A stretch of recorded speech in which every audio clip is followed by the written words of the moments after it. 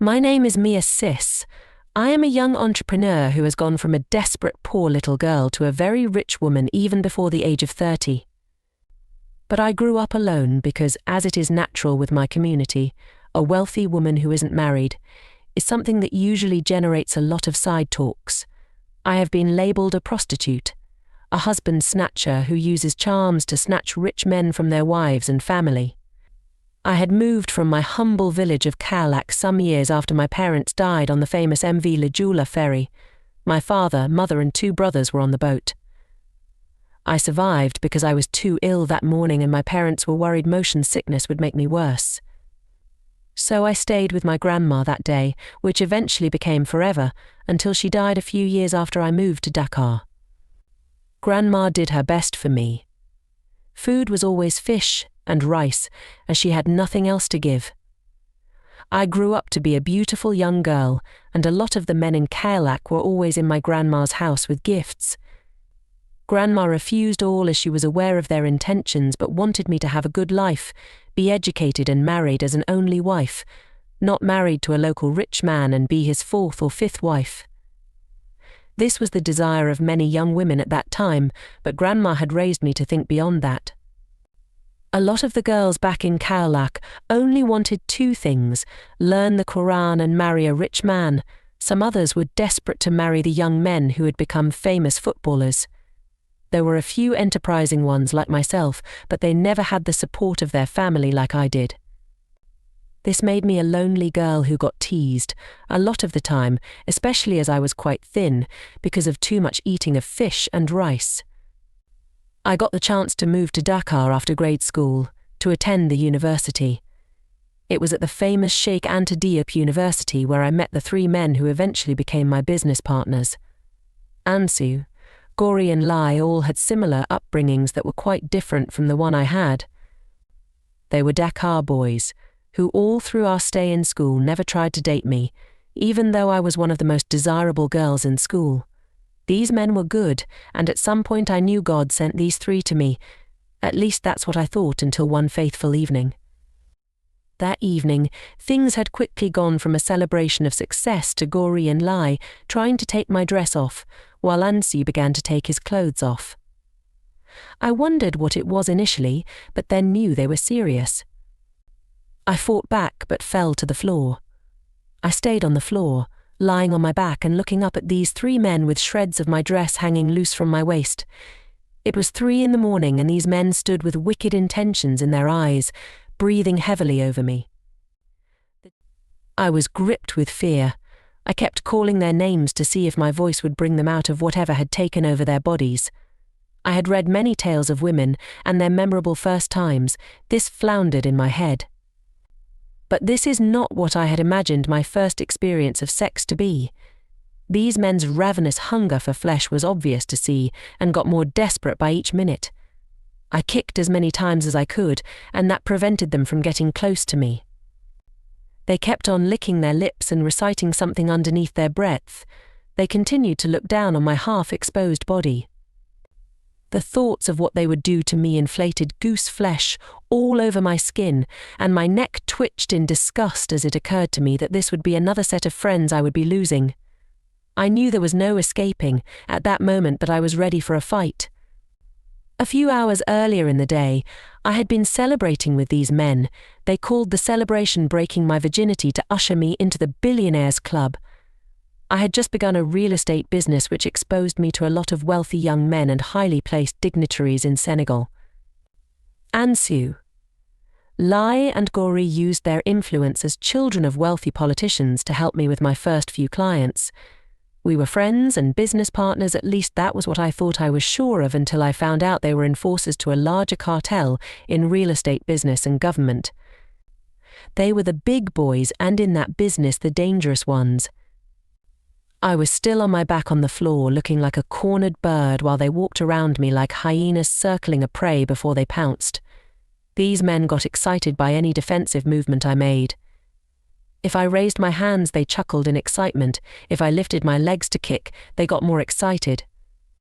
We were on a lonely bush bar at the Dakar oceanfront. This wasn't far from the huge mass of land we had just sold to a multinational oil company. This was a joint venture between the four of us on behalf of the village community, the original landowners. I had now been on the dirty floor, lying on my back for close to 2 hours. It was cold, wet and hard. They still walked around me, but this time, less menacing but with loud chants. Maybe their senses were coming back. I thought to myself. I moved my hands around while still on the floor. I was hoping I would find something I could use as a weapon. Luckily, I felt a bottle. I snatched it off the ground angrily. It was a 65 TL bottle of flag beer. Green algae was already growing in the liquid left in the bottle. This liquid poured on my wrist as I grabbed the bottle. The men with their murderous lust flinched and jumped away from me as I lifted the bottle and pointed it at them. They moved callously slow and got closer to me again, closer than they had been before. That was when I perceived a strong, thick smell of whatever they had been smoking. It was mixed with the stench of stale alcohol, and this made me nauseous. This is not the sweetly perfumed ambience I had imagined would linger in my head on the night of losing my prized possession. The place got colder as the sea breeze blew stronger, the tide got stronger and the moon hung over the middle of the sky. This illuminated the bar more, and the men could now see my unshaven crotch staring through what was left of my dress. This got them even more excited, and they began chanting louder. Whatever it is they chanted was not from the Quran. It sounded like a mystique babble. The louder they chanted, the more inebriated they got. They reached a point that they began to jump, dance and chant louder. Their black pupils were no longer visible, only the whites in their eyes were. I thought they had been completely taken over by the spirit that possessed them, so I tried to make a run. But as I lifted my legs off the ground and rested them on my feet, Ansu got more excited and he stepped towards me like a shark that had sniffed blood. He sniffed the air too and looked like he had been taken over by more demons. I lifted the bottle threateningly towards him, and he stopped and moved away. I then spread my legs wider. This time my private part was now fully opened for them to see, even in the dimly lit place with the sombre moonlight creeping in. With my legs wide open, I raised the bottle above my crotch and jammed the thin head in between my legs.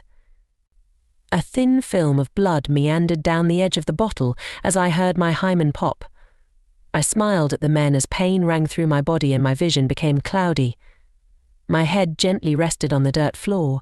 The men, all gloomy in their confusion, looked smaller now as they ran in all directions. I was free. I had become the captain of my ship with no memories of rape lingering in my future. I was woken up at dawn by loud noises. I opened my eyes and saw people gathered around me. When they saw me open my eyes and move, they all began to shout, "Allah Akbar, Allah Akbar, Allah Akbar." They had all thought I was dead.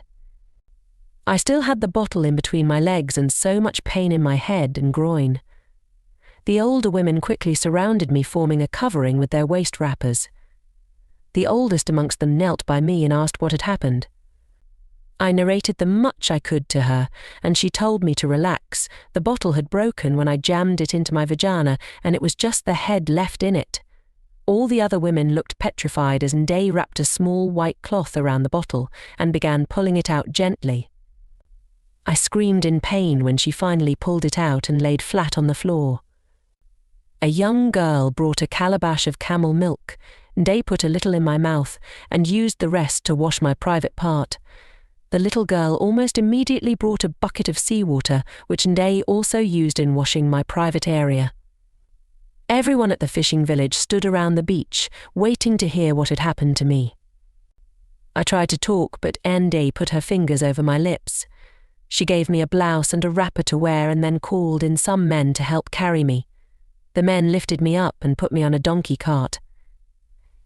Ndai told them to take me to the health centre nearby. She smiled at me, wiped my face with her palm and gently slapped the cart rider to proceed. 2 other women sat on the cart with me as we rode to the clinic. "Is she the chief of the village?" I asked the people on the cart riding with me to the clinic. "You mean the old woman?" They asked me too. "Oh, didn't she come with you?"